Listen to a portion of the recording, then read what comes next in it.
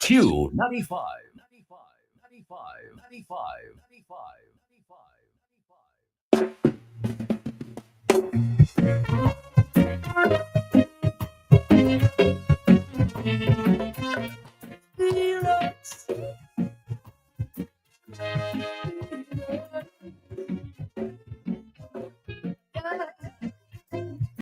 My African spirit looking over high.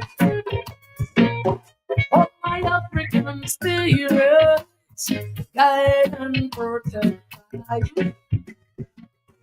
Oh, my African spirit, is my African spirit, guide and protect. Protect I hold up the bones of I and I hope on earth. I and I arrive. I and I arrive. I arrive. Hold up the chains and fetters that bound I. Well, yeah, I and I arrive. I and I arrive. The same that was before that's how be begun. When I again, my African spirit looking over. My more African spirit guide and protect. Oh, my African spirits, please, my African spirits, get your guide and protect. Oh, my African spirits, please, my African spirits, get your guide and protect.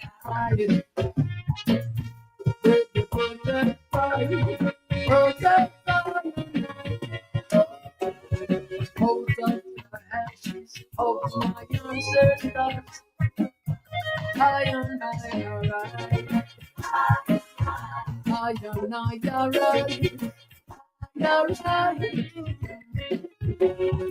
Out of Congo, I go and back. Well, yeah, I and I arise. I and I arise.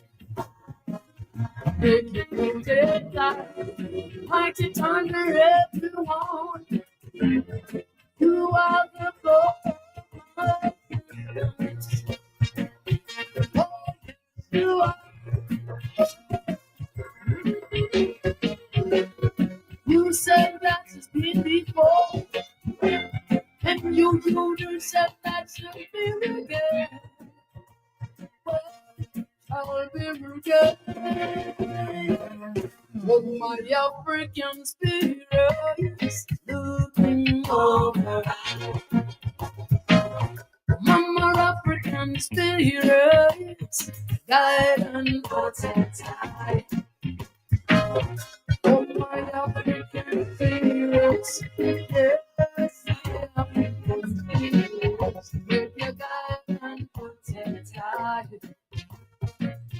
Give your protect. Oh, my African spirits, oh, my African spirits, give your guide and protect. Give your protect. I am I. And we run the governor. We run the governor. Lord, I pray. Yes, I pray. Oh, na, na, na, na. Oh, you mighty one of yes, sometimes proud of you. I am proud of you.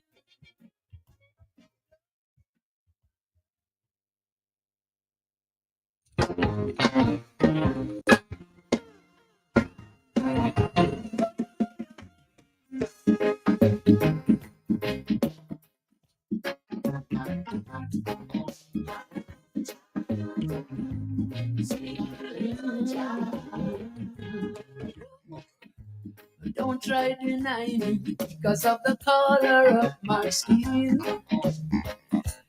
Look down upon me because the sun looks upon I.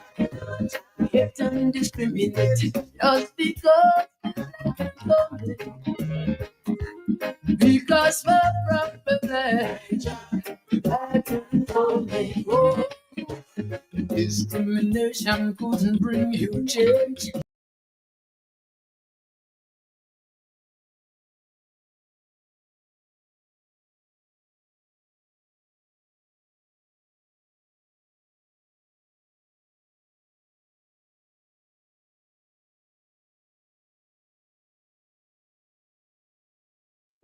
Greetings, brother.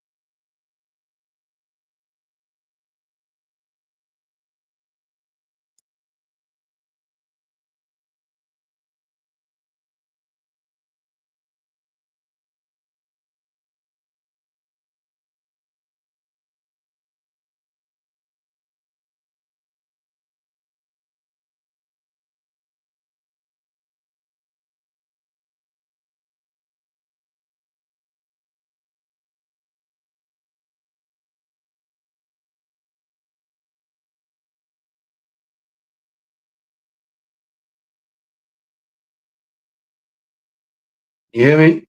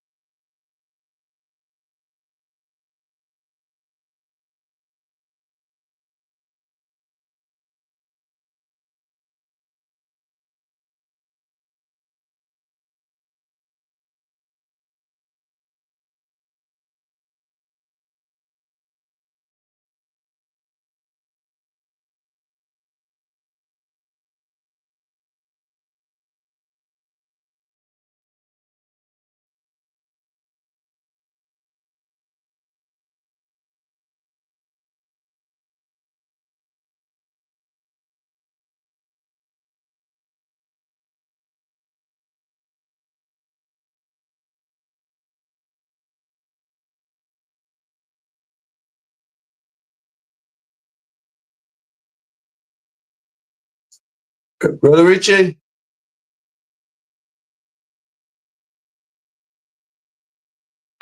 I'm not hearing the show on my end.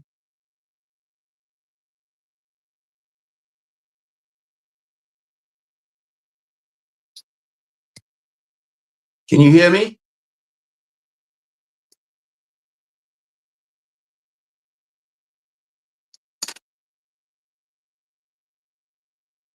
Can you hear me?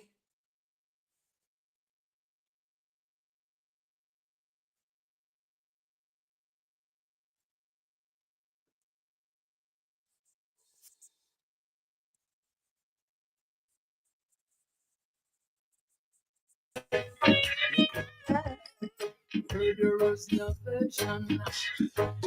Man that people suffer, set them cornered by their judgments, and they consume just by their hatred. Fighting to control our destiny. We're fighting for justice and equality. So rights return to ground because of the loss of society. Yeah.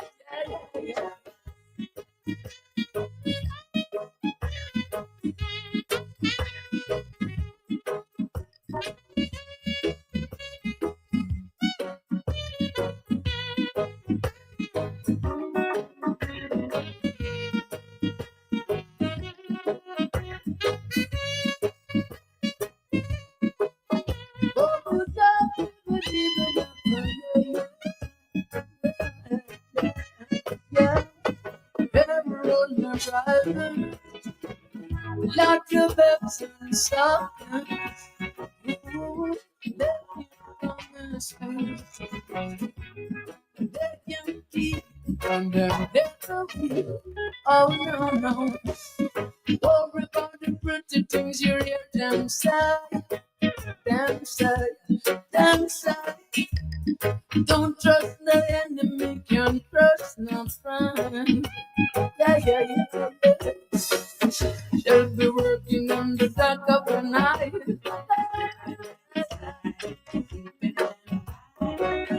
She'll be coming and scheming out to take your life. Yeah, the words are dangerous.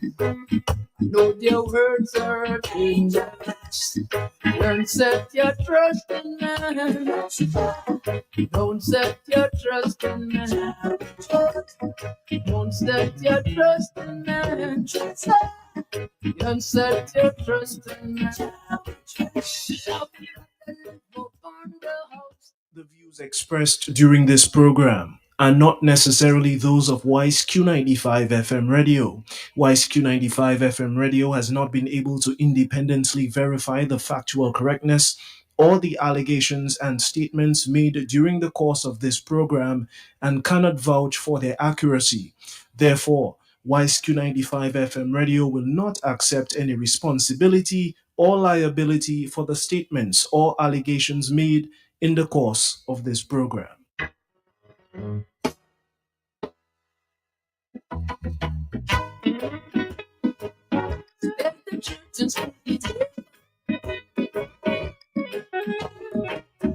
Love God and believe only destination. I heard those pictures and the promises. Now that I know All right, at this time, this is the Concerned Citizens Movement program.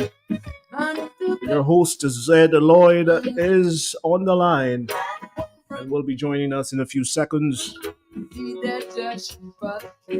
Yeah, good evening, Richie. We're now switching to the host, Zed Lloyd. Lloyd, are you there?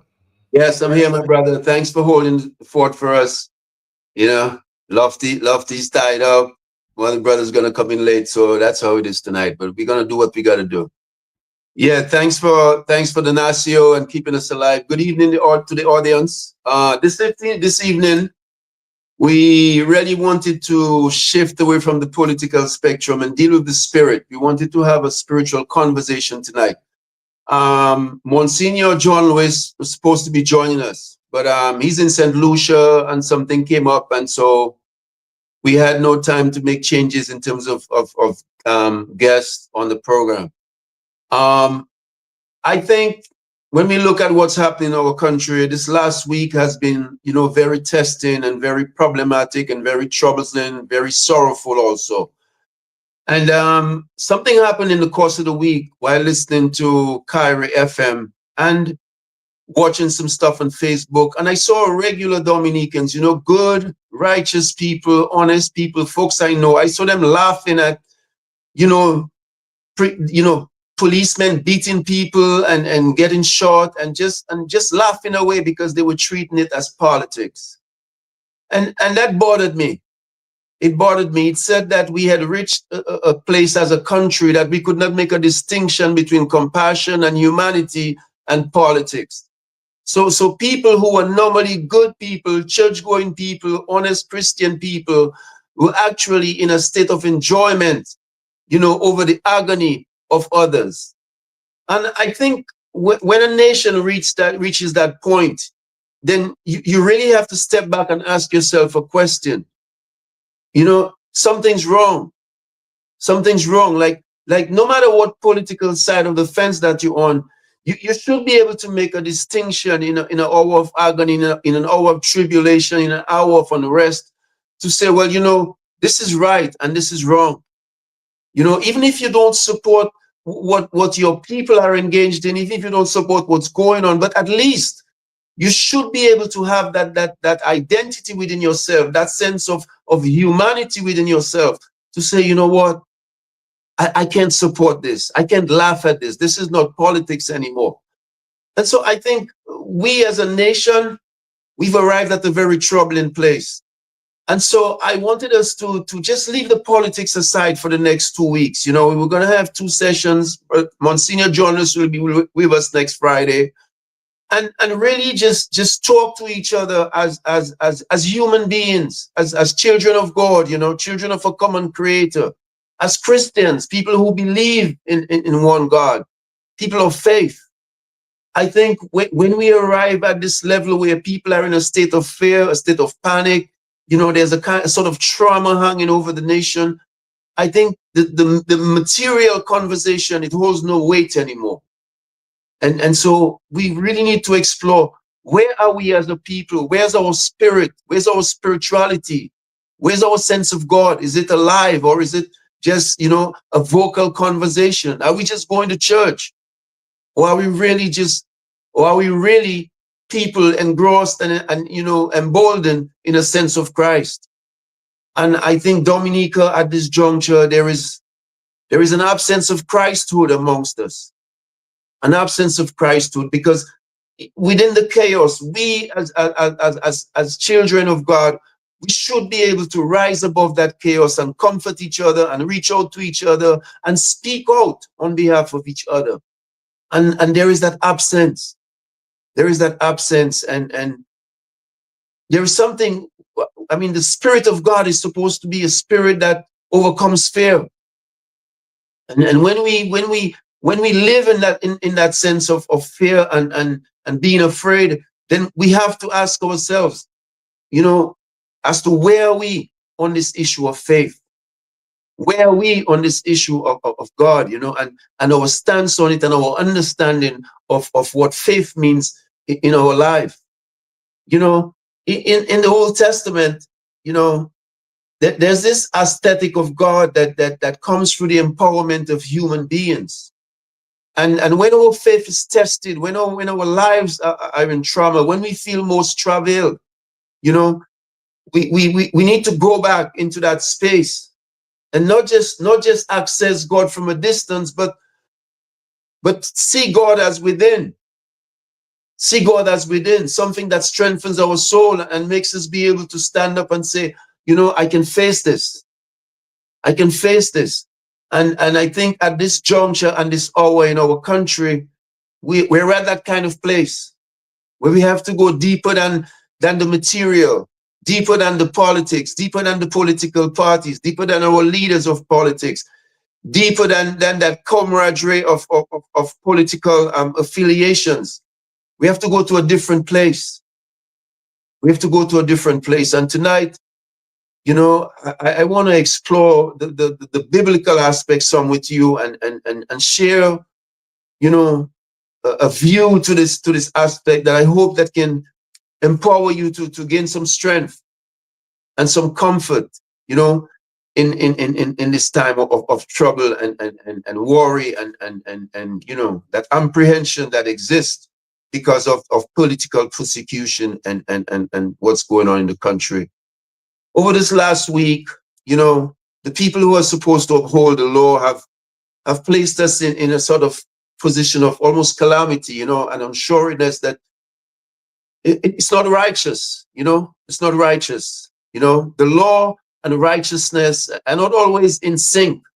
And I think as a Christian nation, we should always choose righteousness, even above the law.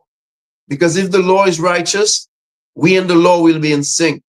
And if the law is unrighteous, then we have to do as Jesus. We have to go into that temple, and we have to call it out and say what it is. And so when you feel that sense of being afraid to call out and say wrong and say what it is towards the society and the condition and the state that you live in, then it's really problematic. It's really problematic.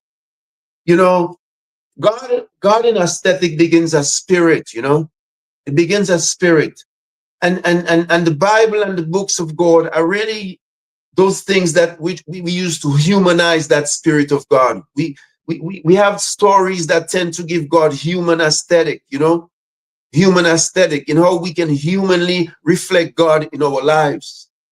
That's what the Bible is for, and when we look at something, for instance, like Esther, or we look at the situation of Jericho, for instance, when we talk of the trumpets and the blowing down of the walls of Jericho, we usually think of it as trumpets and people blowing and the walls have fallen down.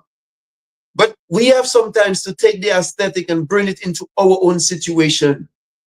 And so it won't be an issue of trumpets. It will be an issue of our hearts, our souls, our mouths, our minds, as we are muffled in fear.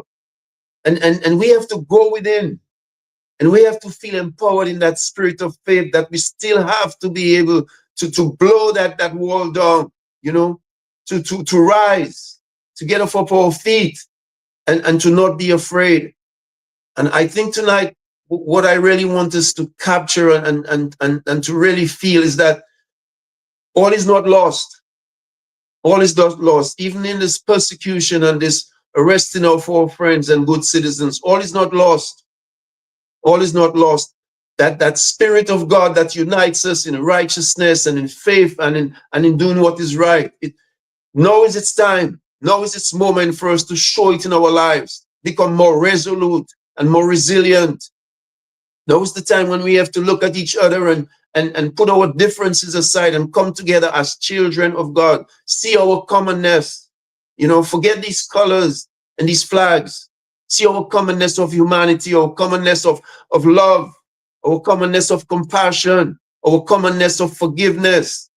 See these things and embrace that God spirit and come together and live these God stories. Bring them into our generation. Sister Rosie, one of our sisters who's been on this front line, I watched her yesterday. I spoke to her and her travail, and I thought of Esther in the story in the book. Like, here is a sister who's bringing, the story of the Bible to life. She doesn't stand in violence. She stands in faith. She's empowered in that belief that her God is real, that she has the power within her to bring nation together, to speak to children, to even speak to the enemy and not have fear. And so for us, the others, we can take from her spirit, the spirit of resistance, that it's a stoic posture. It's humble. There's still humbleness in it. There's humility, but in that humility, there's strength. And so Sister Rosie, for us, to me, represents that Esther, that modern day generational Esther. And so we, as each other's keeper, we have to go into that book. And we have to go into that book and we have to draw these characters into ourselves. We have to draw them into ourselves. We have to feel like Daniel in that den, when we sit in those jails and we go through this thing and this trial. We have to feel these things, bring them in through faith and belief in God. Bring them into our aesthetic in real form and get that empowerment of Daniel so that you know that even in those cells, your spirit is not broken because your God is within and exists and is real. And so I want us to just pause and think of this for a minute. Think of this for a minute. Find your strength in your faith in this moment in Dominica. Find your strength in your faith. The materialism has exhausted. The politics has exhausted. it can no longer sustain. When we come into this condition of fear, these material things can no longer sustain us. We have to find that sustenance from our sense of God, our sense of God, our sense of righteousness. Because you see, a nation arrives at these conditions that Dominica is in because it is a nation in sin. It is a nation in sin. We talk about hell and we talk about heaven, and a lot of times we just see those things as distant places like an afterlife, but we have to see them in our liberty. We have to make the Bible more real in our lives. So when it tells you that the nation that has lost sight of God is going to be a nation of tribulation and famine and pestilence and all these things, Dominica is living. Dominica is living that pestilence, the poverty of our people, the conditions of our youth, the rise in violence, just this abject sense of disrespect to humanity. All these conditions are conditions of the pestilence that is invading the land because sin has overtaken the country. And sinful has overtaken the country, not because there is not righteous people in the land, but because we, as a culture of Christians and believers, when we think of righteousness, we think of righteousness usually through historical lens. We think of righteousness to that point on the cross and Christ, and at the point 2,000 years ago in Judea. When we think of righteousness, we think of the stories of Shadrach, Meshach, and we think of them in Egypt. We think of them thousands of years ago. When we think of the stories of righteousness, we think of Esther as a story way back in ancient time.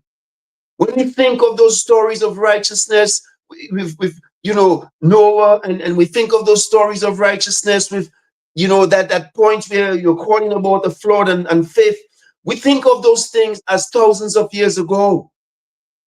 But we have to zoom righteousness into our lives. Into our lives. We have to take it from that historical lens and make it real.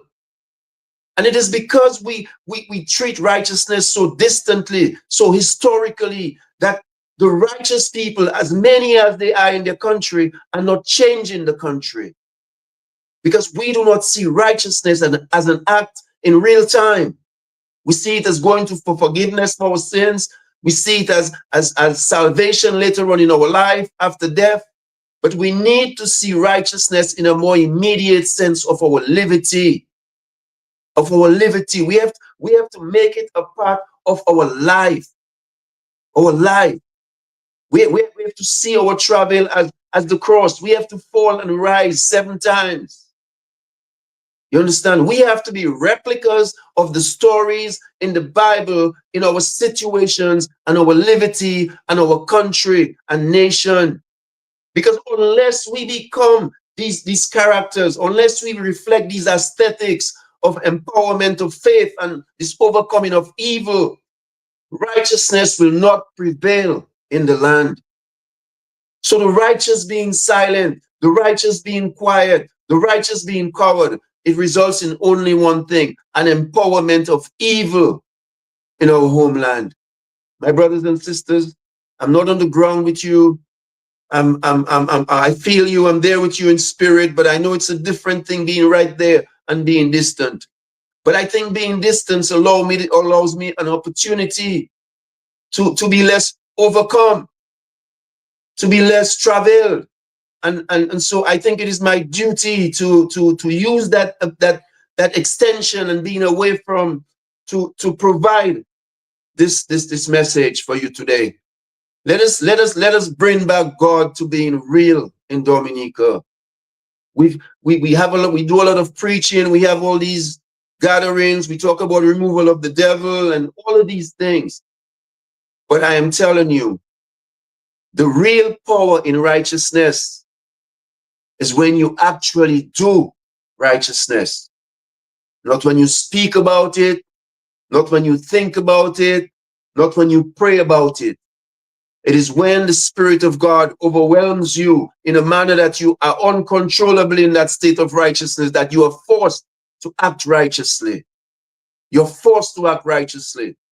And if our people were in that state of righteousness, when this thing against our brothers and sisters and this police and this aggressiveness, even with our protesters in that state of righteousness, there would have been a better sense of communication between them and the policemen. We would have a more understandable situation, on both sides of the fence, on both sides of the fence. Because the situations that took place there, they did not warrant the extremes to which they went. You understand? A police officer with much better composure, more righteousness, more godliness would have engaged in conversational, calming of that situation. It was entirely feasible. You understand? And so it is the absence of that righteous spirit in the nation that is creating all of this. Even on our side, as we think of political sides, around the table, from the oppressor to the deliverers, around the table, there's an absence of a sense of living righteousness. Living righteousness. We're making decisions that are not based in righteous norm. We're sacrificing in some ways, but still not entirely sacrificial, because we have not really, we've not taken the lamb within. It hasn't become us in completeness. There is still the greed. There is still the this. There is still the that. And what that does is it limits our power of righteousness in our being. It limits it. You understand? So if we can just let go, and let the Spirit come. Let the Spirit come. Because once the Spirit comes and it's welcome within, you don't even know what you do after that. You understand? That fear is gone. The bullets no longer matter. The enemy no longer matters. And it's not because you hate the enemy. It's because the power of love within you, when that Spirit of God overcomes your being, it's so powerful that you're on a whole other level, in a whole other level. It's like you're walking without even walking. You're standing without even standing, because the consciousness is so engulfed in your whole being that you can just stay on that mission. And I know it's hard to feel that way at this moment, but I'm asking you, go within yourself. Go within yourself. Go into that godness within. The distantness, make that space zero between you and the divine. Zoom that thing in. Feel more close to not a God that is outside of you, but bring God within. See God within. See that Spirit within you. Because it is only by seeing that Spirit within you that you can return to that sense of strength and empowerment and be ready again to rise and walk that righteous walk. Brother Richie, want to drop some of that Nasio? We'll come back to the next section.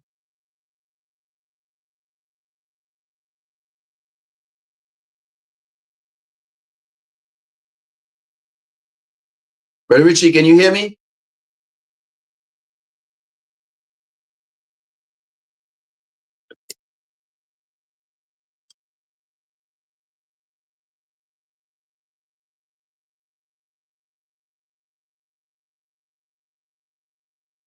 Brother Richie, can you hear me?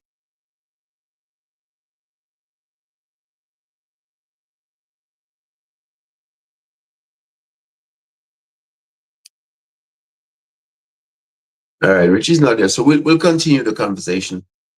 When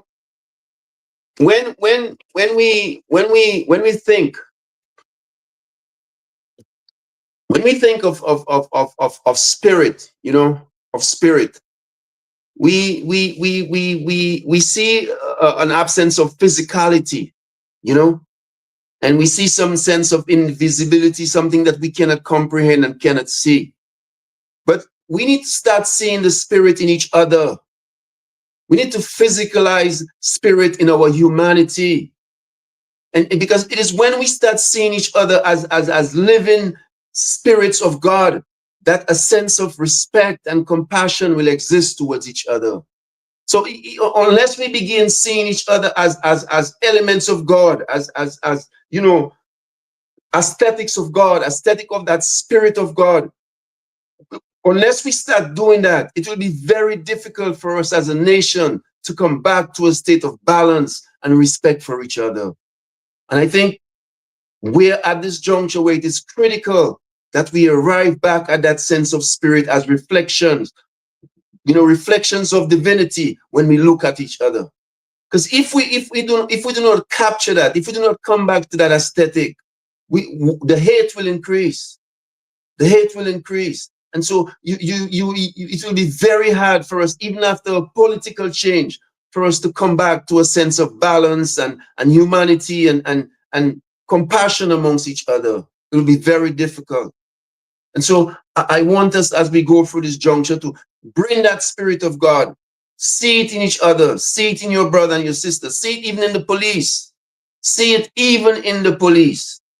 Because where these guys are acting from is from a state of desperation, a state of desperation, a state of wanting to be important to some leader, a state of wanting to satisfy somebody's ideas so that they can be promoted, they can be treated properly, they can be given excesses. That is what is going on. It's an ego that is at play in the Dominican police force.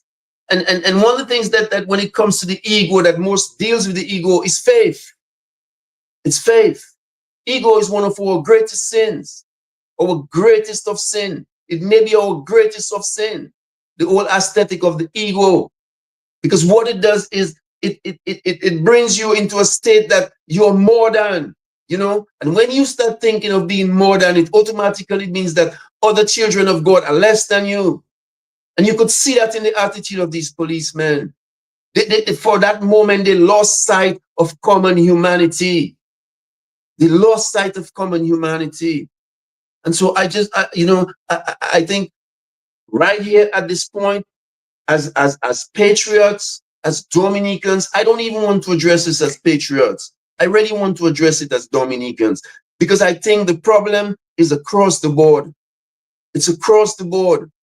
It's across the board. We have an absence of humility in our leadership. We have an absence of leaders being able to say, I am wrong. I made a mistake. All of these things are aesthetics of sin, even in righteous folk. You understand? For you to overcome the evil, you have to prepare yourself as good. That solution has to start within you. You have to be a reflection of that God, so that you can overcome that evil. You understand? And so if we are going to fight this evil, we first have to prepare ourselves as bodies, as vessels of light. We have to be vessels. We cannot be vessels of darkness and trying to fight darkness. It won't work. Our struggle will be longer. Our travail will be endless. And the work that we will have to do more work than we're supposed to do. If we had just prepare ourselves, cleanse ourselves, go into that state of humility and righteousness. When you've done that, you've put on your armor. You've put on the armor of God. The armor of God cannot be on you if there is this sense of sin within you, this evil, the aesthetics of guilt, the aesthetic of an absence of trust, the aesthetic of greed. You understand? So the struggle begins not when you go to deal with the enemy. The struggle begins within you first. You have to rid yourself of this aesthetics of sin within you. You have to be able to look in that mirror and say, I'm ready for this struggle because I've prepared myself.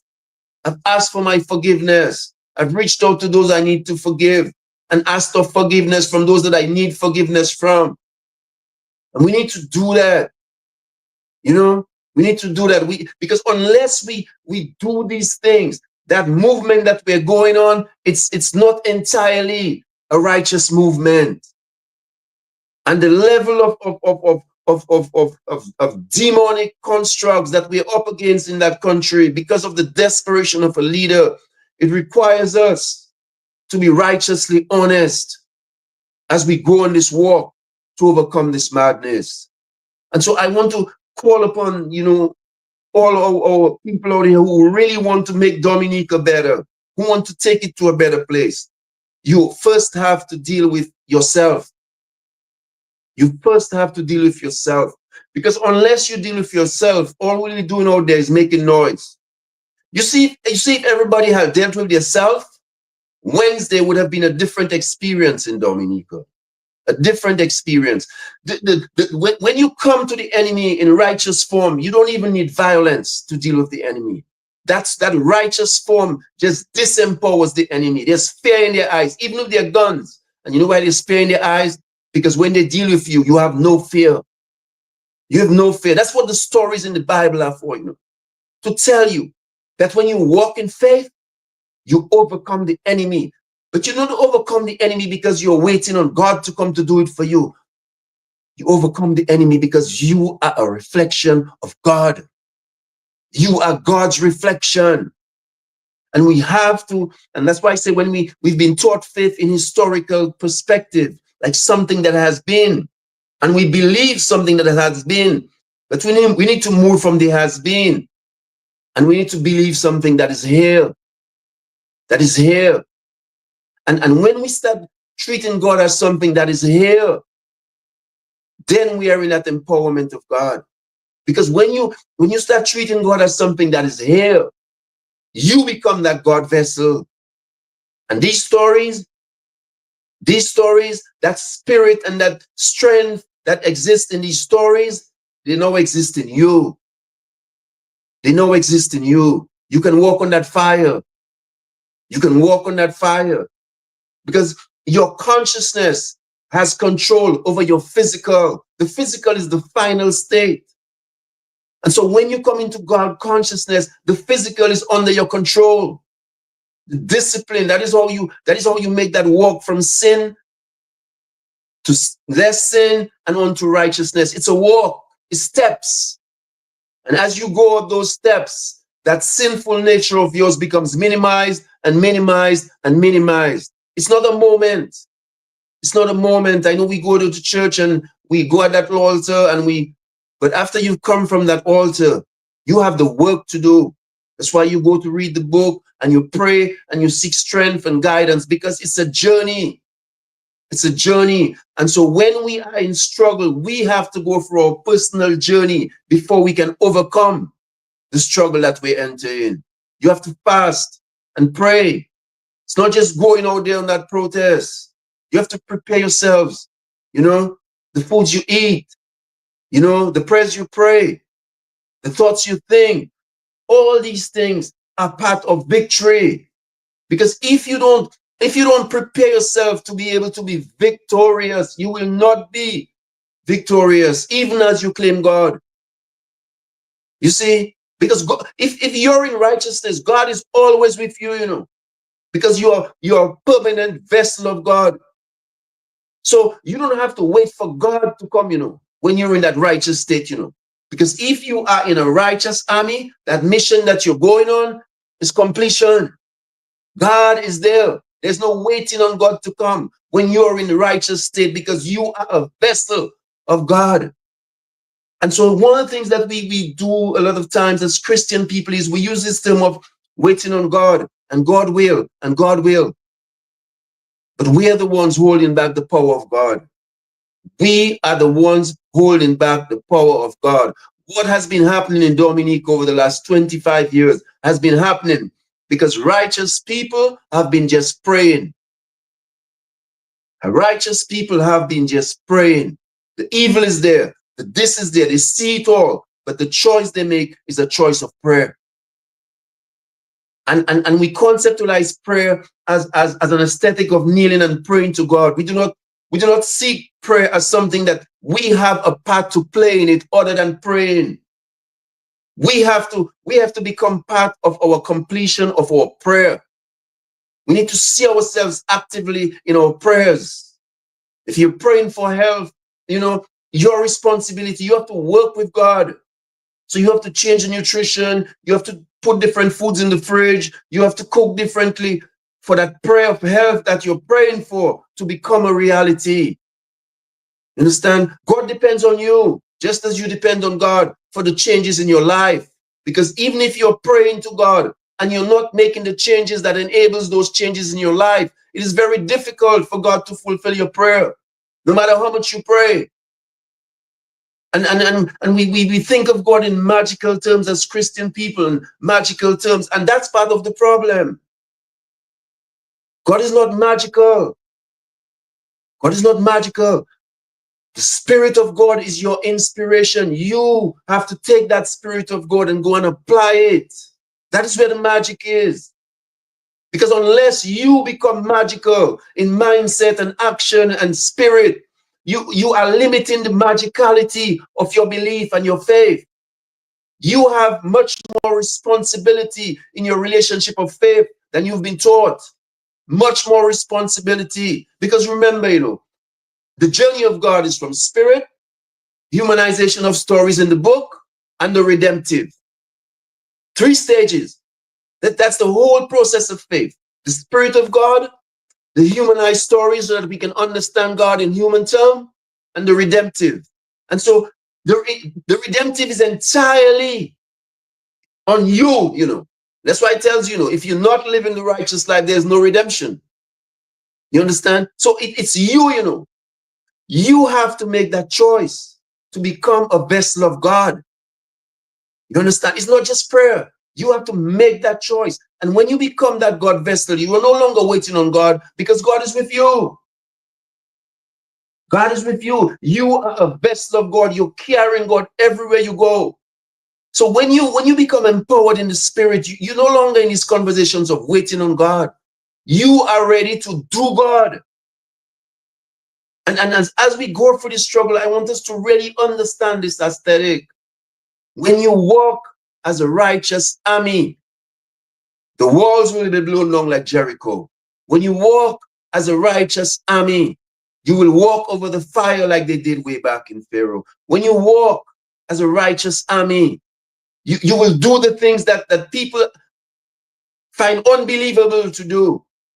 You understand? But you have to walk as that righteous army, because when you walk as that righteous army, you are no longer I'm waiting on God. No, it's God's time. Whenever you walk in righteousness, it's God's time.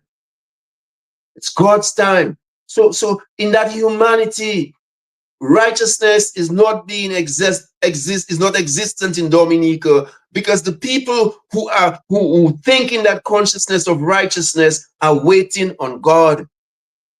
They do not understand that their righteousness is not a waiting on God. You are ready to act on God's behalf when you choose righteousness. That is the righteousness in the living. You being ready to act on God's behalf.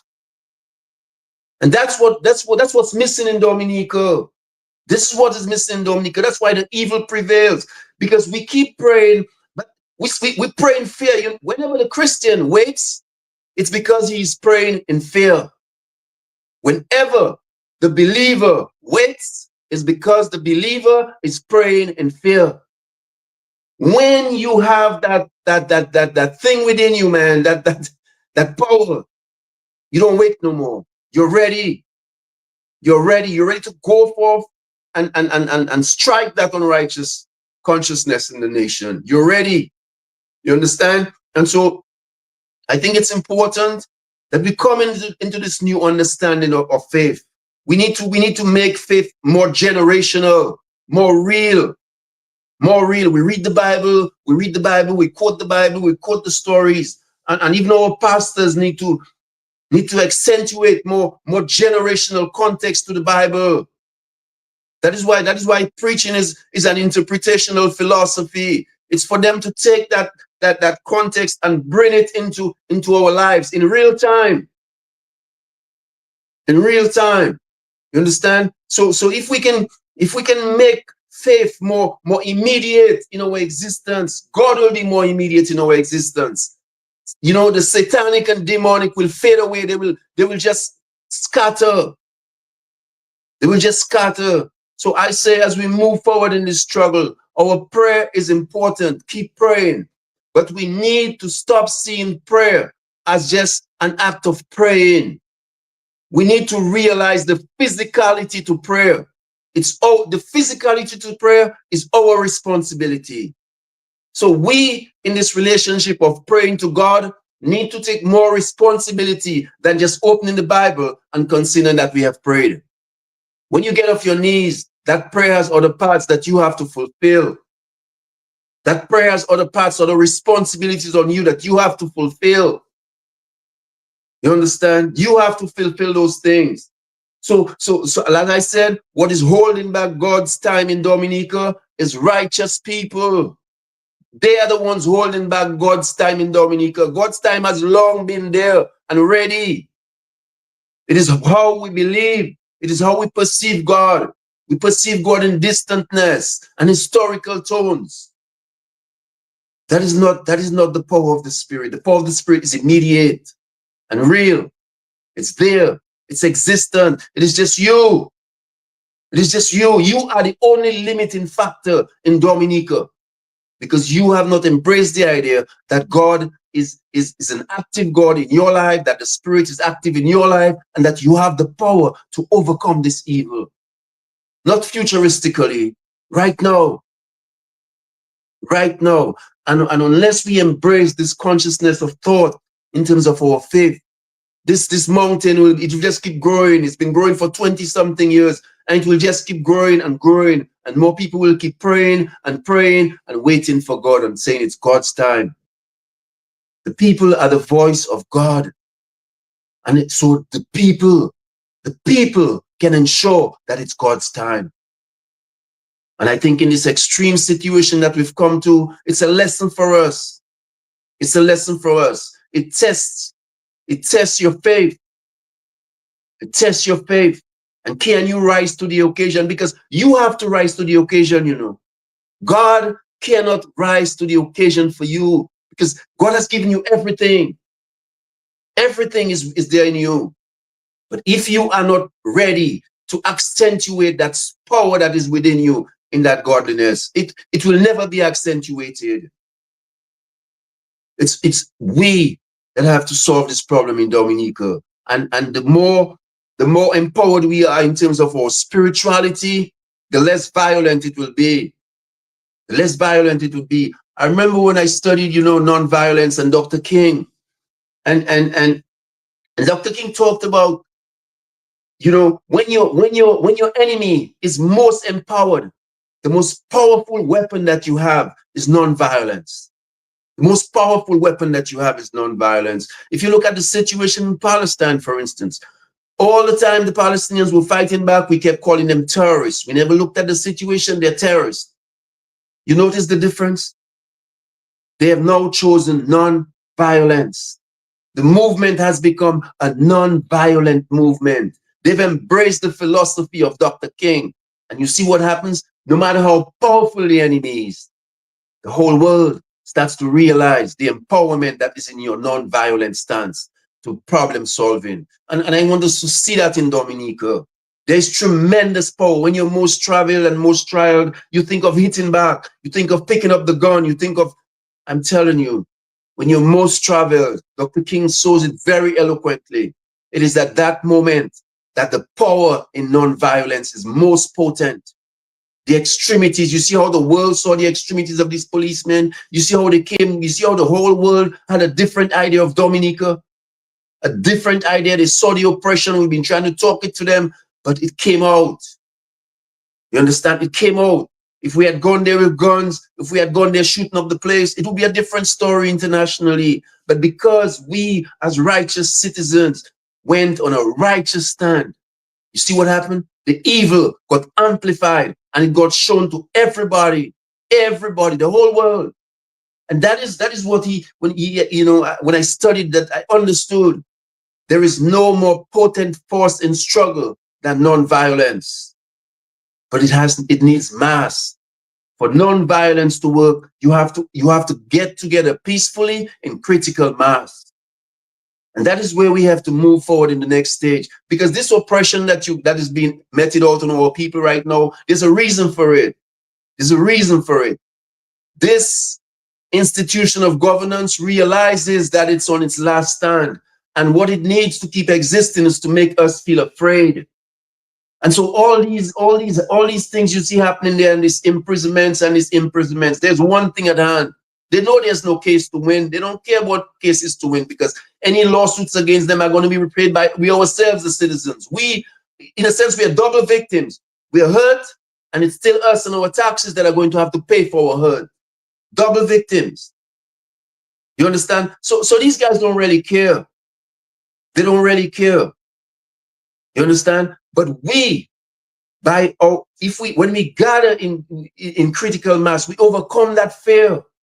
We overcome that fear. So this thing is done for, that your sister is afraid to come from the house, your cousins is afraid to join you, the youths are afraid to join you because they are going to be arrested. That is the message that these people are sending. A message to instill fear in this movement and Dominicans who are interested in righteousness. And the only path that we have to overcoming this is our faith. Our faith. Our faith. We have to see faith as something that enables us to no longer be afraid.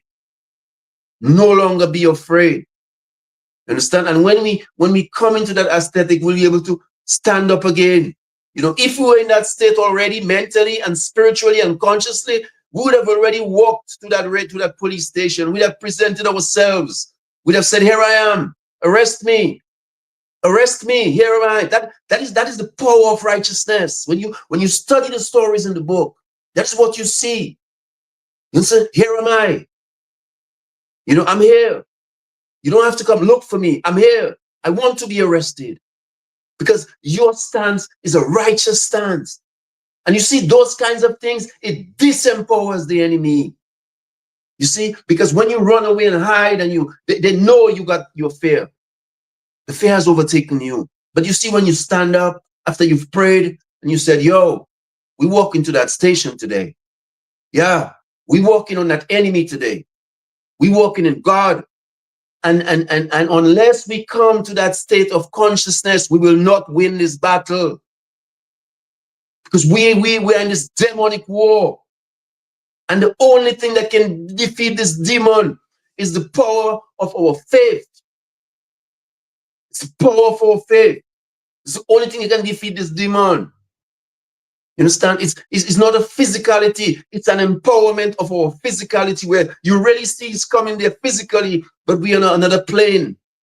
We're in a spiritual consciousness. We don't see them. We don't even see their guns. You understand? We don't even see their guns. When the power of consciousness and faith takes over the country, you see some of these policemen in that police station, they will walk up to these criminals and arrest them. They will take their guns and their badges away from them. There'll be mutiny in that police force when righteousness overtakes the land. You understand? Because when you see that thing come inside of you, man, and it overtakes you, it's like a state of madness, but it's righteous madness. Righteous madness. You understand? So it's our faith that is lacking while we continue to suffer in Dominica under this madness. As long as we can reawaken the faith within, and like I say, take it out of that historical context. Stop waiting on God. God is within you. It's there. Your prayer is supposed to inspire you to be a vessel of God. Stop waiting on God in Dominica, my friends. If there's anything we can learn from this reasoning tonight, is that we need to stop waiting on God, because it is we, the righteous people, who are holding up the actions of God in our country. It is we who are holding up the action of God. You understand? We, because we do not believe strong enough to be humanly, empowered as reflections of God. That we can walk and know God is here. We're walking as God. We're acting as God, and we're going to defeat the enemy as God. That's what those old ancient Israelite stories are about. You understand? No matter what the enemy, the power of God within and that human component. And I think a lot of times more Christians need to read the Old Testament, not just hear the story in the pulpit and think of it historical. You need to read those stories, not just regurgitate them. You need to read them. You need to read the Esther. When you see the Esther, you have to see Sister Rosie. When you see the Esther, you have to see Sister Celestine. You understand? You have to bring the story into your time. Because when you bring it into your time and you see, you sit down and you know what? I got to act. I got to do the godly. And right away, the story is no longer an ancient story. You're writing a new story, a new God story in your time, in your generation. And if we're not writing God's stories in our generation, God is dead in our midst. We will infinitely wait. You understand? Because if you're not living the God, there is no God in the nation, you know. You can sing and you can shout and you can dance all you want. If you're not living the God, there is no God in the nation. You see? So I want us to understand. And what is the aesthetic of living that God? Is redemption. And so if you accept the Spirit of God and you use the biblical human stories to understand the power of your faith, then you arrive at that redemptive state. It's 3 stages: consciousness of God, knowledge of the doctrine, redemption through its practice in your life. And at that redemptive state, you're a vessel of God. You're no longer waiting on God. You're a vessel of God. You are empowered to act in the capacity of God. That's the redemptive. You know, we spend the redemptive time as something in an afterlife. We need to return the redemptive to our living. We need to stop living infinitely as sinners. That is part of our weakness of righteousness also. We see ourselves infinitely in sinner state. You cannot be infinitely in sinner state and claiming God in your life. You understand? At some point in your consciousness, you have to become that complete vessel. You have to become that complete vessel. That Christ has to be within. You're ready for that walk. You're ready to drink that cup. You have to drink that cup for you to overcome evil. You have to drink that cup. I remember it's been about 20 years ago, I took the Nazarene vow, bro. It was maybe the most difficult moment in my life.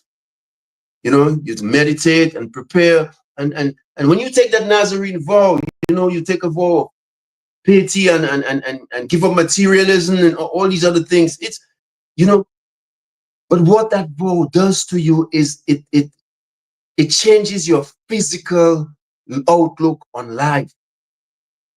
The physical becomes less important. The principles become more important.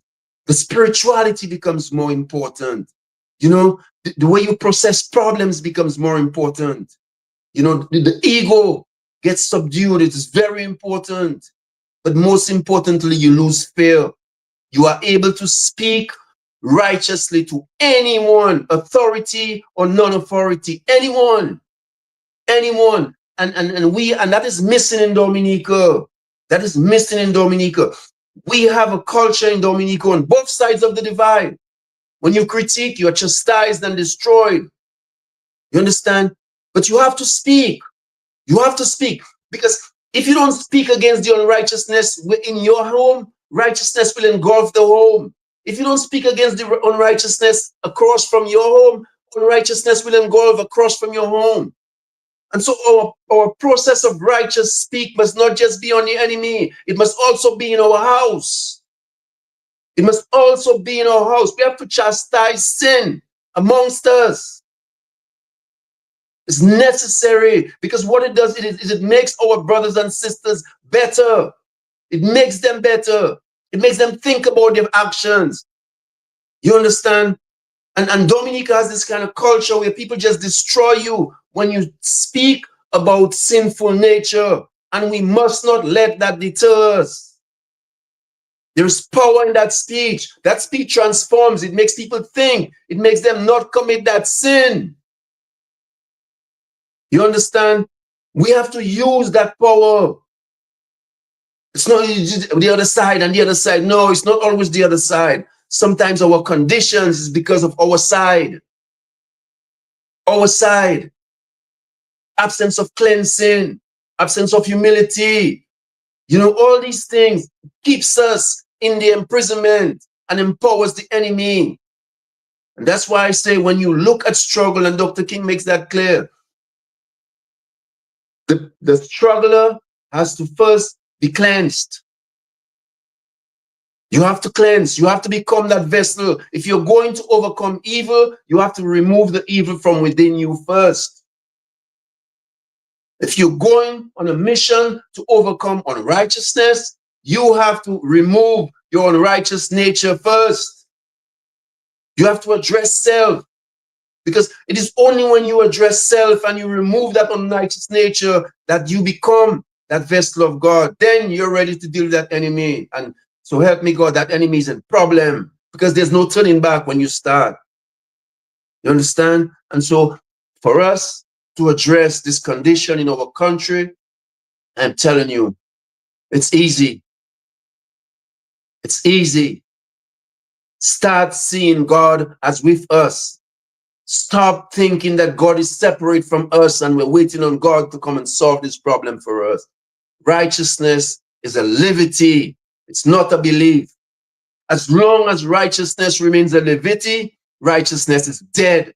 Sorry, as long as righteousness remains a belief, righteousness is dead. It has to become a liberty. When it becomes a liberty, then all of us are walking as God vessels. That's mighty army. That's mighty army. And then those stories in that Bible, we can reenact them in our generational situations and consequences.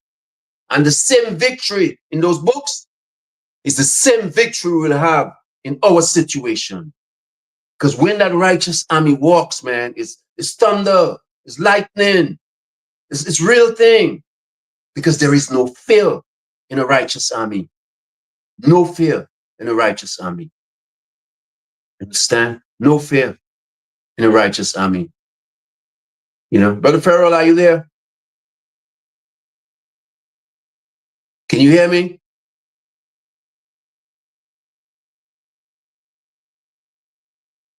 Can you hear me, brother? Can we have some Nasio?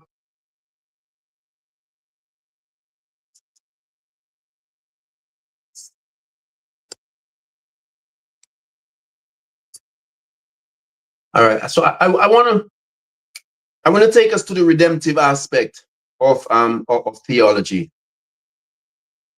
The reason why you believe and the reason why you accept God as doctrine and liberty is for transformation of you, of your being.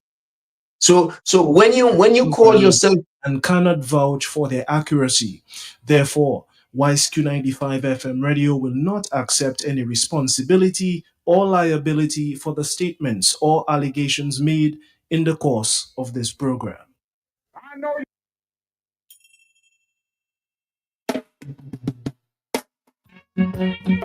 And let's get back to the host, Mr. Lloyd. a little while ago, man, giving us an Nasio for a minute. Hey, man, let the Nasio flow. Digging in some Nasio. We'll be back with Zed in a few seconds. 3 minutes, more like it. Talking about my used to be one beauty queen living on the street next door. She used to live up on the other side, where on the 6th floor. Well, every morning she would have passed me by, hold her head and would say hi. Good, God says you look so fine. Couldn't get her up of my mind. All right, let's get back to Mr. Lloyd. Yeah, thank you. Thank you, brother. Thank you. You know, and to those listening, appreciate, you know, your listenership and I hope that, you know, we're providing some measure of comfort and empowerment in the book and how we I want to spend a little time on the Christ story, and the Yahshua and what it means in our lives. You know, many people when they think of the Christ story, they think of Bethlehem and they think of Judea and the cross and the Roman story and you know, and the 12 apostles and Judas, and those are the things they conjure up when they think of the Christ. And what doesn't get conjured up enough is the Christhood. The Christhood, an extension of the apostleship, you know, an extension of the apostles. We stick in that circle of 12 But we really should be thinking in that circle of billions. You see, when you accept the Christ, in Christian doctrine, it usually stays as an afterlife result. You're going to be salvation. You're going to be in heaven, and we see heaven as some place that we enter after we die. But when you accept that Christhood, if you really accept that Christhood, which is the extension of the Christ, where you become, a Christ vessel, it's no longer just an afterlife. You in that living are an element of Christ. And I think a lot of time in Christian doctrine, our pastors and our priests do not spend enough time on explaining this. We emphasize the hell and the heaven so much in that conversation that we don't spend enough time on the living. We don't spend enough time on the living. We stay in the state of sinfulness as if we are permanently sinners. If you're washed in the blood, you cannot be a permanent sinner. You cannot be a permanent sinner if you're washed in the blood. You understand? But you just treat the washing of the blood as an abstract aesthetic that you've called the name and you've become part of the hood. But you have to live the brotherhood. You have to live the brotherhood. And you have to see the story. You have to see the seven falls. You have to see them in your life where you rise. You have to see the Judas. You see it, it's all around you every day. Even you yourself becomes a Judas sometimes. Even you yourself becomes a Judas sometimes. You have to take the story just as all the other stories in the Bible. You have to see the cup. You have to see that point in the cross where you get tested. This week was where we got tested. The cup was before us, and very few drank. Very few drank the cup in Dominica this last week. The cup was right there. We were on that cross. We're still on that cross because we refused to drink the cup. We've cowered in fear. But if we had drunk that cup, I'm telling you, if we had drunk that cup, right, this policeman and them would be, with all their guns, they would be cowering. If you see, we had just drunk the cup. We have to understand the story we have to bring the story to life. We have to bring the story to life. The falls are our falls. You understand? The forgiveness are our forgiveness is. All those things. Like, we have to be living vessels of Christ if we're in Christ's fellowship. You hear what it is? Fellowship. Fellowship is not an abstract term. It's humanly valid. It's real. And so if we're living in that Christ fellowship, it means the power that is in Christ is also in us. It's also in us. And people keep thinking of it as impossible miracles. Forget the impossible miracles. Forget about walking on water. Forget these things. In the simple things in your life, show Christ. Show Christ. You understand? Show the power of Christ. I listened to Brother Danny yesterday in his amazing testimony. It was an amazing testimony of that power. But here's the thing. We see the power after we've triumphed. But the real power is before we've triumphed. We do not spend that time on the Christness enough before we've triumphed. Because you see, it is you in the exaltation of that power that enables that triumph. You see, it's in you. It's in you. It's not like you're serving a God that is distant somewhere. You are part of that God. You are part of that God because you are the vessel within which that God dwells, that Spirit of God. It's an inspiration and empowerment. So when you look at the Christ story as a believer, see the Christ story in your life. In your life. How can I be Christly? How can I be more Christ-like? And Dominica is suffering from an absence of Christ-likeness. An absence. We have many churches, many preachers, many pastors, Many people come in having big concerts at the festivals and all of that stuff. But look at the state of the nation. It doesn't lie to you. It tells you there's an absence of Christ likeness in the nation. An absence. An absence. You understand? And if that Christ likeness becomes alive, political parties don't even matter. Because red will not be fighting blue. Red will tell red, yo, what you're doing is wrong. Blue will tell blue, yo, what you're doing is wrong. Blue will tell red, yo, what you're doing. And people will be in an understanding. What we are doing in Dominica is we are giving the material things priority over the spirit. Over the spirit. You know, we're putting too much of our lives in political parties and political leaders and those things. Too much of our lives. We're living too much of our future in the hands of these people. We have to bring our future into a more collective sense of us as citizens of a godly nation.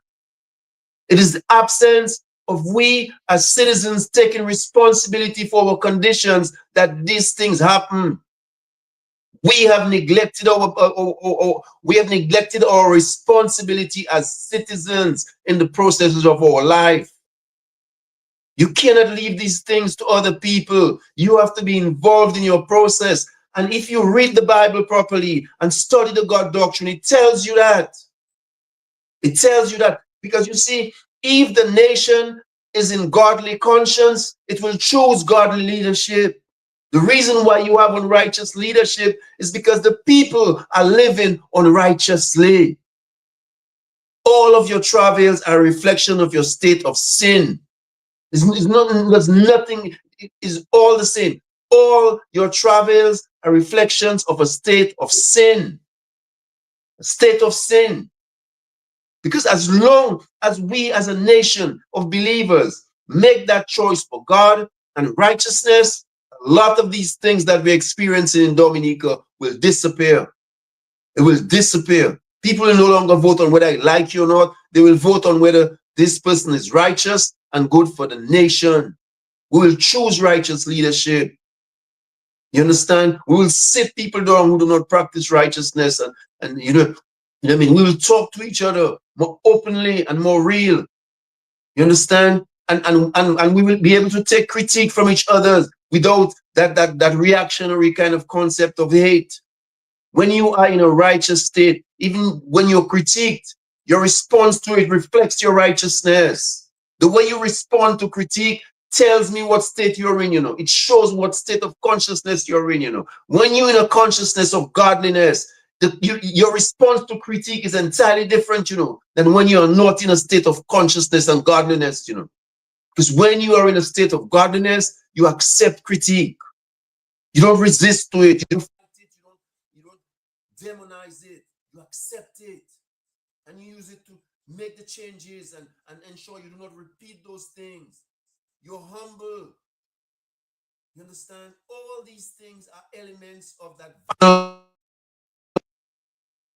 And so the more we become living vessels of Christ, is the more all these evils in the society will fade away. My brothers and sisters, I'm telling you, where we are at this juncture in Dominica, there is only one answer. A righteous livity. Not just belief, not just faith, a righteous livity. We have to stop being believers and being doers of God. We're stuck on believing. But the believing is just, you see, you believe in the Spirit of God. Then there's the human stories that means a living element and then a redemption. You can never arrive at redemption in the God process if you're not doing the liberty of God. The believing in God can never carry you to redemptive. It cannot carry you to the redemptive because you have that middle ground that you have to live. You have to live God for you to arrive at redemption. The nation has to live God for it to arrive at redemption. Because when the nation lives God, it will do the godly things. It will get rid of arbitrary leaders. It will stop the corruption. It will call for transparency. It will ensure everybody gets a job. When all these things happen, these godly things, and you see what you're building? Heaven. The nature isle becomes heaven. In all of this desperation and destitution that exists now, that very nation can be heaven. If we as citizens understand our responsibility in faith, the middle path, the liberty, where we become the characters in the Bible. We have to become these characters. We have to become these people. We have to become these people. If we're talking about a nation of faith, then you have to become. The Bible has to be more than just regurgitative on mornings and reading on mornings and reading on Sundays and reading on Saturdays. The blueprint, it's a blueprint. It has to become part of your life in words and actions and deed. Has to become part of your life. And so that, if more than anything I would like you to take tonight, is to understand that it is the absence of righteousness in the country as a liberty, not as a belief. Most of you people believe in righteousness. Most of you believe in God. Most of you in this country. The issue is not about just believing in God. Your faith has to become a way of life. It is the liberty. All these stories you see in there, read them again. Spend some time with them tonight and see the liberty. The liberty. We have to take our relationship with God away from just a belief process and make it a living process. A living process. Because if we make it a process of liberty, heaven is on earth. Heaven is on earth. And that is the ultimate empowerment of the God thing, that you, through the power of God, can give proof to the heaven in your existence. You know how beautiful it would be as 50,000 people living righteously. You know how beautiful Dominica would be. Even with a few going off track, everybody falls at the wayside. But you see, everybody living in that consciousness of God, you'd be amazed how beautiful Dominica could be. You understand? And that's where we have to think in this moment where we are at our lowest. That's what we have to think. The beauty, that salvation in real time. In real time. Where that blood and that belief and that acceptance of the Christ consciousness, where we can learn to love and forgive.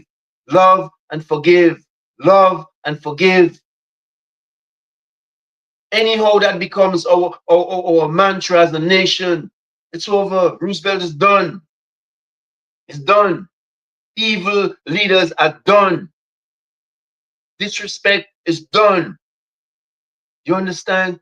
We can arrive at that. I think as a small population, what we've been blessed with naturally, our natural resources, our entire beauty, and all of these things that the world loves, all that is missing in Dominica is for us to make our faith a way of life.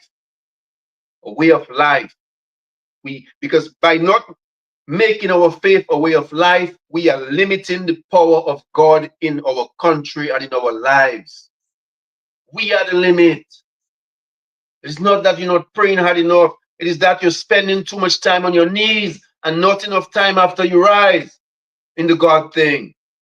Yes, you take the Bible. Yes, you pray. But when you close that Bible, you have to go and do God. You have to go and do God. You have to stop thinking you're waiting on God. You have to go and do God because you've prayed. You've opened up. You've accepted. You're a vessel, and you have to see yourself as a vessel, an empowerment. Because when you accentuate that vessel, all fear is lost. The guns don't fear you no more. The police don't fear you no more. And so you cannot be talking about you do not serve a God of fear and you are in fear. What are you? Are you really in God? You listen to it, you keep saying it all the time. I do not serve a God of fear. But yet you are fearful. Are you understanding that relationship? Are you understanding that relationship? When you become a vessel of God, as Dr. King says, non-violent, you don't even need violence. Your whole being is a weapon. Your whole being is a weapon, because what is coming is you, and that hollow, and that, what the enemy sees is much more than you. Much more than you. If you read those stories in the Bible and you cannot capture that aesthetic, then you have not understood those stories. You've been regurgitating them and you see them historically. And that's why at the beginning I said we have to start seeing faith through a more immediate lens than through a historical perspective.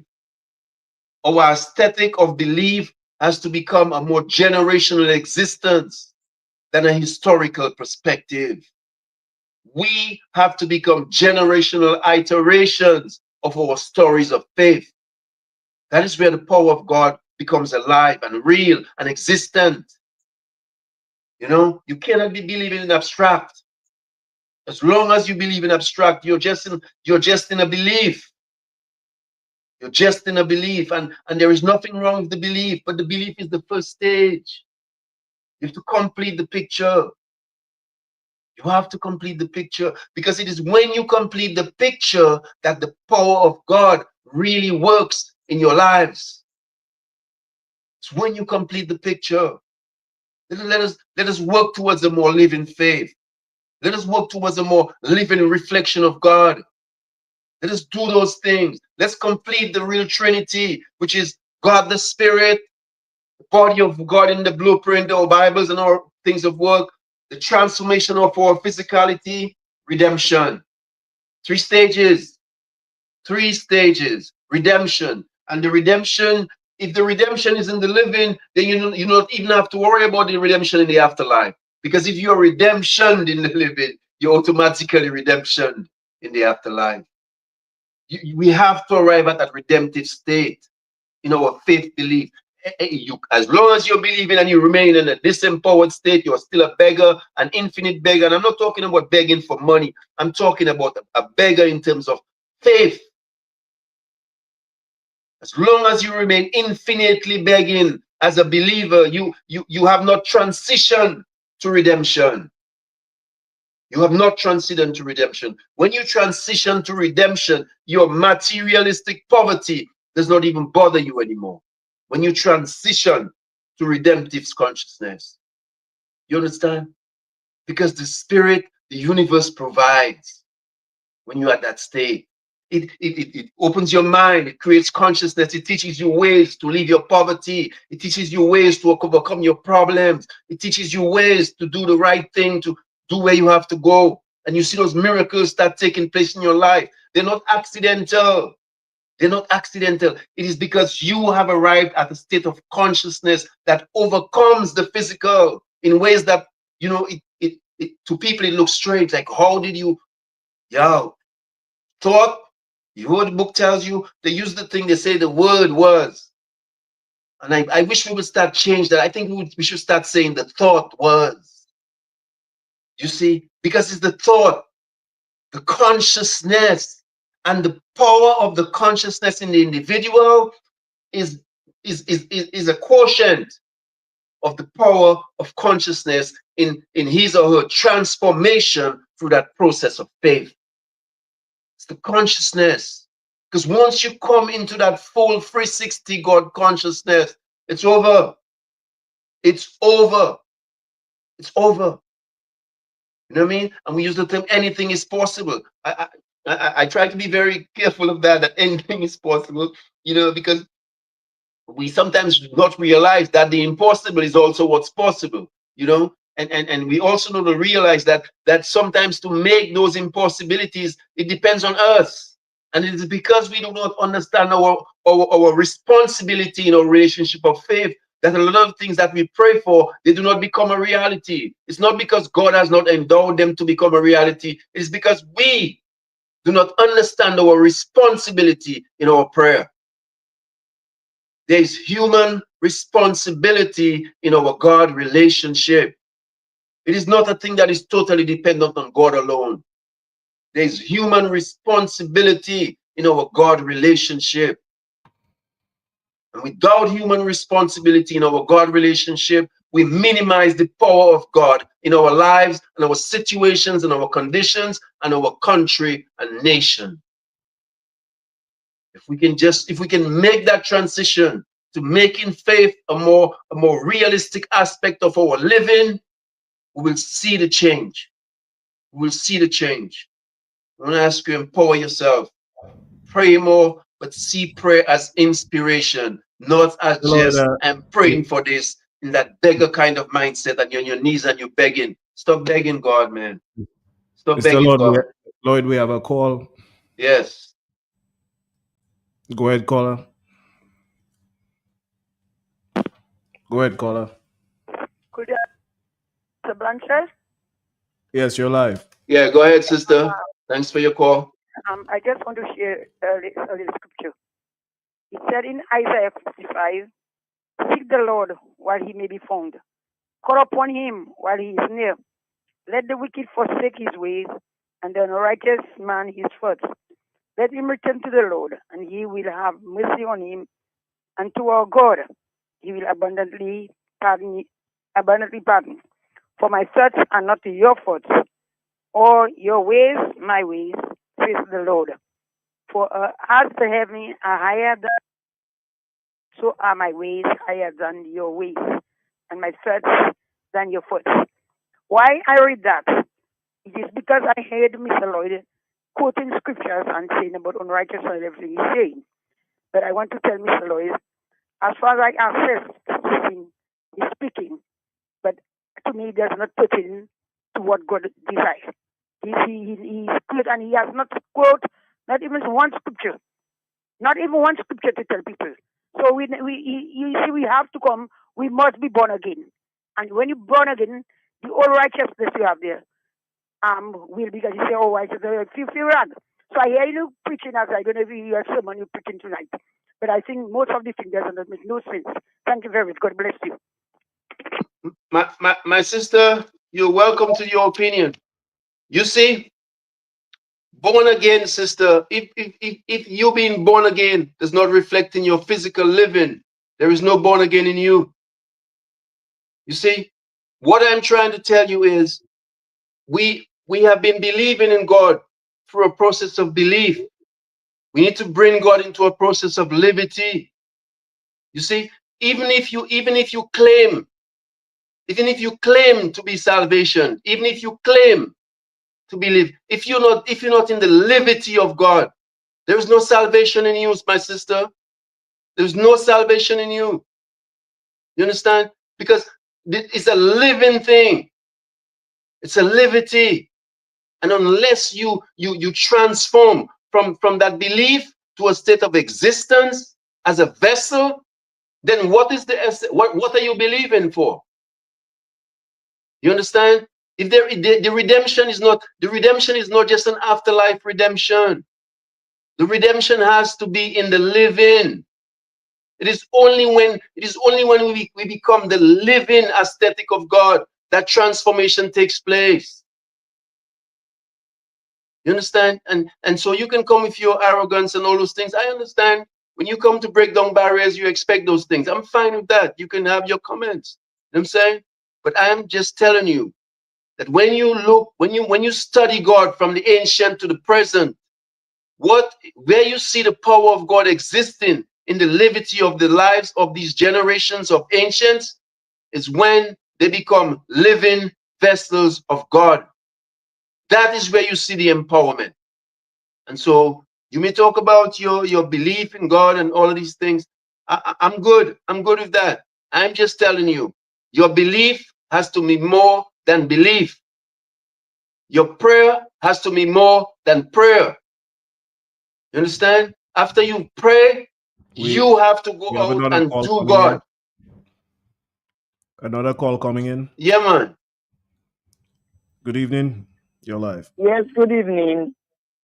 Good evening, Zed. This is Good evening, Lucy. sister. Good evening. Good evening. I appreciate everything that you're saying. I'm listening. But don't worry, this lady that just called. She just believes she's the only one that knows about God. That is how she behaves. So say what you have to say. I am listening. Plenty of us is listening. Thank you. Give thanks, give thanks, give thanks. Yeah, I think that, for this, like I said, I just think we needed a break from the politics, We needed a break from the material conversation, like, because our people need a different kind of strength right now. And and We, and, we have and I another think the call. pathway. Good evening. You're live. Well, according to Z, it's not faith it works. It's by your works. Let your work be seen, and not by faith. Understand this? Yes, It works. Yeah. yeah, so thank you, brother. And I just think that we need our people to realize that the strength is there. The strength is there. If we collect together as God people, it's over. As long as we get together as God people, it's over. No matter what it looks like, no matter how strong you think these policemen are, no matter how strong you think these things are, we are collecting on political levels. We are connecting on materialistic levels. We are not connecting on God levels. We're not connecting on God levels. Understand? When we connect on God levels in that country, it's over for Roosevelt's carrot. It's over. That is what is missing. And the sister, in all her good intentions, I understand. Part of her understanding is part of our problem, because most Christians understand that she does. They pray, but their prayer is not an empowerment to live God. It's an empowerment to believe in the scripture. The scripture cannot be just believed. The scripture has to be lived. It has to be lived. You see, because unless you are not living God, the power of God, you're waiting on it when it's there already. It's there with you. It's just you. It's just you. That is the ultimate test of your faith, that you can realize that the power of God is already within you. And you can do this thing. You can do this thing. And that is what I want us to, take tonight, to empower us to regain our strength and our composure and feel like we can move on and we can go again. We can rise over this thing, because we can rise over this thing. And I'm telling you, if we were already in that spirit and consciousness, we would just wake up and just walk to that police station without any fear. Any fear. Understand? It's the God that is missing in the thing. It's God that's missing in the thing. You understand? Because anyhow, we were in that state already, consciously. Trust me, anybody at their home being covered and being afraid, Barry would walk to Roseville. You understand? What I mean? Sisters out there we would just walk to that police station without any violence, and they would be disempowered. Policemen in that station would start taking the guns from these criminals and arrest them as policemen. That is righteousness. There's righteousness. There'll be mutiny in that force if God was really in the process. Mutiny. Mr. Lloyd, you have another call.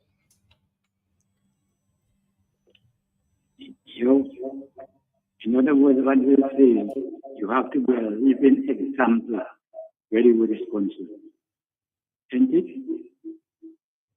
Speak up a little, brother. Speak a little louder. I say you have to make yourself a living example where you is concerned. Respect. All right. Respect. Yes, I don't think anything better was said tonight than what this brother just said, bro. Yeah, we have to be living examples. Yeah, the Christ. We have to be in Christ's fellowship. Is a fellowship. It's not a singularity. It's a fellowship. And when we gather, we are extensions of, you heard the thing tell you, be the body of Christ. And a lot of people don't realize what that means. That means you are the body of the consciousness. You are given a human form to the divine. That's what it means. Because we start from spirit. We start from spirit. And it is our responsibility to give human form to the spirit. And as long as we're not giving human form to the spirit, we are limiting the power of God in our lives. We are the limitation, not God. We, because of how we believe, we do not take the second part to believe. The belief, abstract, consciousness, the liberty. And once the liberty takes place, the redemptive takes place. We have And that's another what you call. end up for, a better morality, a higher spirituality, a higher consciousness, a more divine sense of living. That's the heaven. We have another call.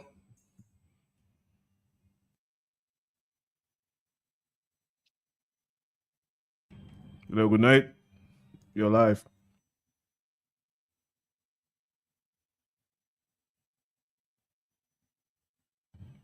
Okay, that call has dropped.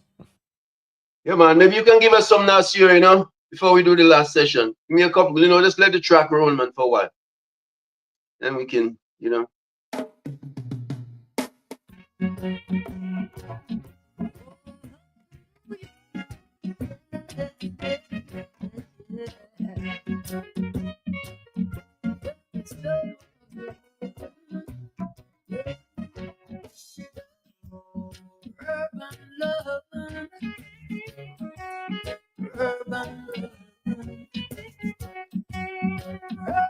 Loving, talking about my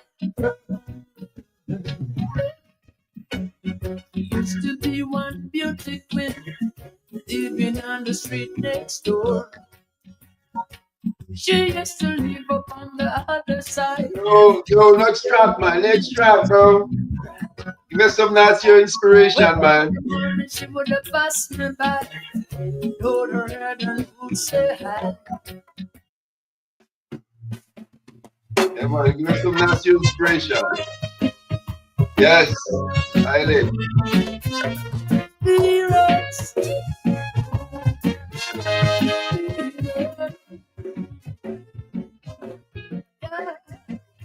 And my African spirit looking over high. Oh, my African spirit, guide and protect I. Oh, my African spirit, is my African spirit, give you guide and protect I. Give you protect I. I. Hold up the phones up, I and I hope on earth. I and I alright. I and I alright. I alright. Hold up the chains and fetters that bound I. Well, yeah, I and I alright. I and I alright. Alright. The same that was before and that's how be begun. When I again, my African spirit looking over. My more African spirit, guide and protect. Oh, my African spirits, please, my African spirits, get your guide and protect. Get your protect. Oh, my African spirits, please, my African spirits, get your guide and protect. Get your protect. Hold up the ashes of my ancestors. I and I alright. I and I alright. Alright. Out of Congo, I go and back. Well, yeah, I and I alright. I and I alright. Make it protect life. Mighty thunder, everyone. You are the God. You are. You said that it's been before, and you said that you'll be again. But I'll be again. Oh, my African spirits looking over. Mama African spirits guide and protect. Oh, my African spirits, yes, African spirits, with your guide and protect. With your protect. Oh, my African spirits, oh, my African spirits, with your guide and protect. With your protect. I am now. Let me run the governor. Let me run the governor. Lord, I pray. Yes, I pray. Oh, na, na, na. Oh, you mighty one of aliens and times. Father, I am Father. Yes, yes. Give thanks and praise, brother. Give thanks and praise. You know, to the listeners tonight as we wind this down.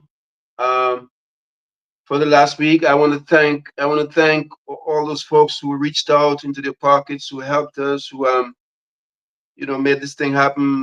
Funds for people's defense and getting this thing on the road and doing what needs to be done. It's been a hustle.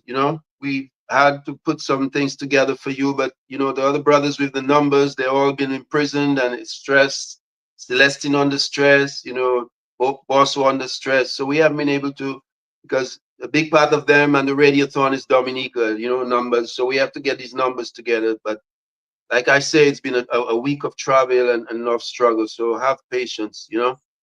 But I want to say thanks. I want to say thanks. I want to say thanks to the Patriots who went out there on Wednesday and tried their best.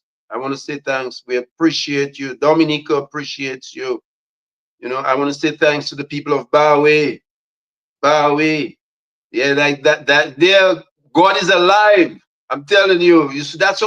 That's God people right there. You see, when you just go out and you just do it in spirit, that is the living God business.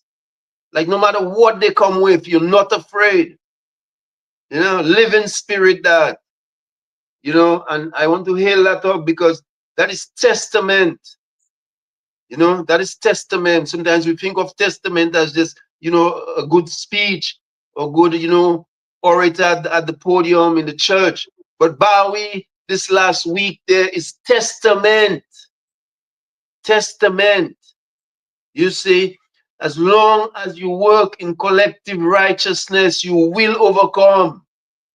You will overcome. You must overcome because good always overcomes evil. But you, like I says, the struggle has to start with the individual who wants to make the change. That individual has to cleanse from within before that power of God can overcome from without. And a lot of times we forget that part. We forget that part. That's why the book tells you about fasting and prayer and going for 40 days and your 40 nights. It doesn't always have to be 40 days, but the iteration has to be realistically in your mind that you have to take your fast. You have to take your mountain times. You have to step out of the hustle, consciously make time for meditation on divinity. All these things are part of your strength. When you're preparing for struggle against these demons, you have to do these things. The Bible has to be a living book in your life, not a reading book, not a remembering book, not a historical book. It has to be, you have to see the things in your time. And they may not be the exact situation, but you have to see those sort of abstract relationships and make them into living things. So you must do your 40 days and 40 nights. You must fast. You must pray. You must, stay off the alcohol now and then. The nation become like an alcoholic nation. You cannot think and grow consciously and mentally and spiritually drinking liquor every day. You cannot. You understand? The conditions of Dominica are like ripe for just satanic things right now. All the conditions. Even Christmas. I said I'm not a Christmas side, but I'm saying, what are you doing starting Carnival and Christmas season just done? Let the New Year pass. Let the people. We're a Christian nation. No matter what my belief is, that doesn't matter. The heritage of the country is Christianhood. Like, why does Carnival have to start so early in the goddamn country? You understand? All these things, like we've lost some fundamental concepts of consciousness of faith in the country. All these things. That's why we're on this devilish track. You understand? We have to claim back our country, bro. We have to bring back Dominica to being more godly. More godly. It's the godliness we have lost. It's the godliness we have lost. And let us think about those things. Let us not see those solutions in political parties and political cycles and this overzealous concept of political leaders. We as individual citizens have to return to righteousness. We have to return to righteousness, because once we return to righteousness, we will choose better righteous leaders. We will do righteous things. We'll create righteous conditions. The youths will come together. Everything will flow once we return to a righteous way of living. That is what is lost in Dominica. And I want to thank you for listening tonight. Thanks everybody for stopping by. Sorry, like I said, Brother John, Monsignor Jonas will be with us next week, because we're just going to take a break from the politics and the novel thing. We're just going to deal with the spirit and re-empower people and get them ready, because this fight, we have to regroup. We have to regroup. We have to go up on this demon. You understand? We have to defeat this demon. We have to defeat this demon. That is how we give testament to the power of God, by defeating this demon. We have to defeat this demon. And so I want you to regroup, fast, get your prayer, read your book, and build your spirit again. And let's get ready for this next, because we have to go at it again and again and again and again. God bless. Love you, Dominica. Q95, 95, 95, 95, 95. The views expressed during this program are not necessarily those of Wise Q95 FM Radio. Wise Q95 FM Radio has not been able to independently verify the factual correctness or the allegations and statements made during the course of this program, and cannot vouch for their accuracy. Therefore, Wise Q95 FM Radio will not accept any responsibility or liability for the statements or allegations made in the course of this program.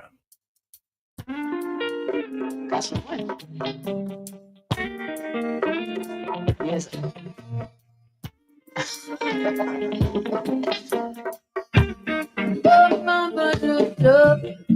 Promises a comfort to a fool, but I am dumb. Don't you try to show me like you're right. Everybody knows you're wrong. Well, here comes tomorrow, so I bless my bed. What you give a man, that's what you get. Your life is my concern. Problem, all your problems, riding on tribulation, hope on tribulation. Say we riding on what way, night and day, we're riding on, meant to stop us all, riding on.